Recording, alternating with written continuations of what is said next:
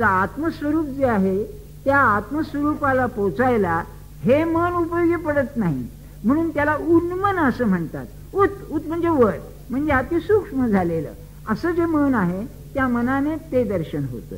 तो संत.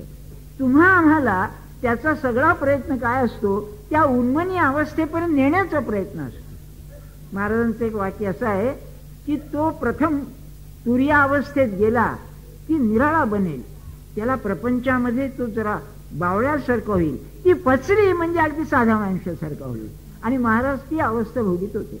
बरं, त्यांची अवस्था कळली नाही याचं कारणच असं की बाकी साध्या माणसासारखे.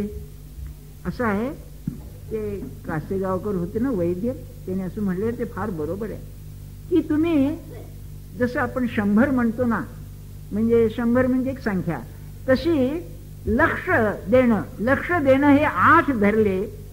जैन धर्मामध्ये तत्वज्ञानात हे 8ला महत्व आहे. तेव्हा 8 धरले आपण, तर महाराजांचं 1 अष्टमांश लक्ष व्यवहाराकडे, 7 अष्टमांश लक्ष भगवंताकडे.